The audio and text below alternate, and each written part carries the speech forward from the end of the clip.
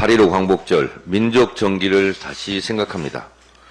윤석열 대통령으로부터 아버님으로 불렸다던 이종찬 광복회장이 단단히 화가 나셨습니다.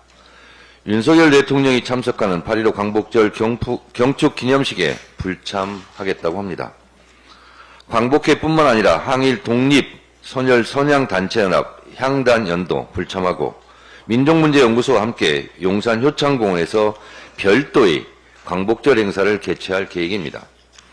1945년 8월 15일 광복 이후 정부의 8.15 기념식에 광복회 등 독립운동 단체들이 이처럼 반발하고 항의하고 직접 행동하는 초유의 사태가 벌어지고 있습니다.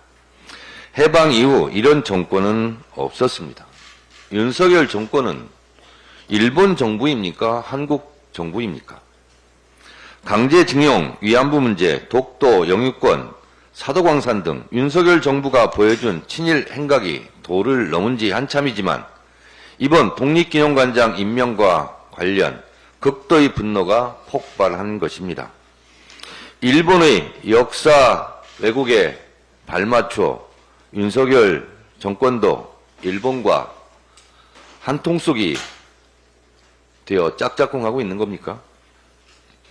독립운동 정신을 선양해야 할 독립기념관장이 오히려 독립운동 정신을 훼손하려 한다는 것이 이종찬 광복회장을 분노케 한 것입니다.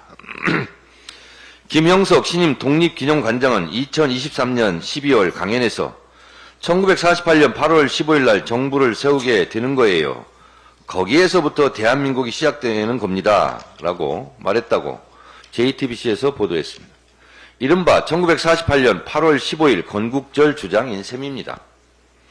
대한민국은 1919년 3.1 운동으로 건립된 대한민국 임시정부의 법통, 즉 1919년이 대한민국의 시작이었고 이때가 대한민국 1년이라는 헌법 정신과 정면으로 배치되는 주장입니다. 초대 이승만 대통령조차 1948년 9월 1일 발행한 대한민국 관보 1호에서 대한민국 30년 9월 1일이라고 표기함으로써 1919년을 대한민국의 시작, 대한민국 1년임을 분명히 하고 있습니다. 1948년 8월 15일을 건국절이라고 하는 주장은 초대 이승만 정부와도 배치되는 주장입니다. 8.15 건국절 주장은 한마디로 헌법 부정 세력이고 역사 쿠데타 세력입니다. 이들은 왜 8.15 건국절을 주장하는가? 숨은 꼼수는 무엇인가? 1948년 8월 15일 이전은 대한민국이 존재하지 않았고 대한민국 국민도 존재하지 않았으며 따라서 친일의 역사도 독립운동의 역사도 없다는 논리입니다. 1948년 8월 15일 이전은 일본 국가, 일본 국민이었다는 겁니다. 그저 일본 국민으로 일본의 역사라는 주장과 무엇이 다릅니까? 그렇게 되면 친일파를 욕할 필요도 없고 독립운동 정신을 선양할 필요도 없게 되는 것입니다. 그럼 친일파라는 오명에서 벗어날 수 있게 되어 민족의 역사와 정기가 말살되는 결과를 빚게 됩니다. 친일파와 친일파 후손들이 얼마나 좋겠습니까? 한 가지 자료를 보여드리겠습니다.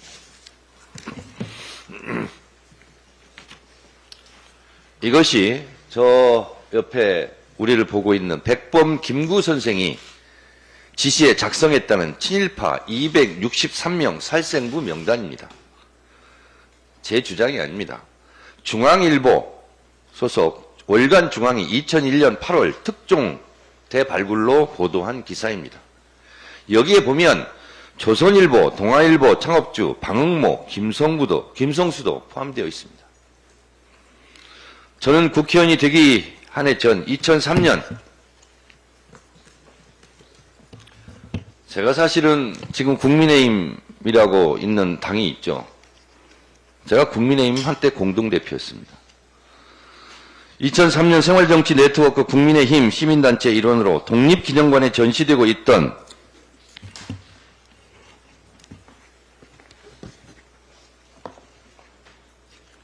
조선일보 친일 윤전기를 철거하라고 제가 시위를 한 적이 있습니다. 그 후 친일 조선일보 윤전기는 독립기념관에서 철거되었습니다. 조선일보의 친일 행각 중에 대표적인 것이 바로 이겁니다. 1936년 1월 1일 천황폐하 그러면서 일본 왕의 생일을 경축하는 조선일보 기사입니다. 조선일보는 이런 친일 행각에 대해서 제 기억으로 사과한 적이 없습니다. 일본 왕의 생일날 눈뜨고 볼 수 없는 아부와 불종 일왕 찬양을 했던 조선일보 윤정기를 다시 독립기념관에서 전시하자는 주장을 또 할지도 모르겠습니다. 이것이 당시 제가 속해 있던 생활정치 네트워크 국민의힘 회원들이 퍼포먼스를 하고 있는 겁니다. 조선일보 윤정기를 독립기념관에서 철거하자고.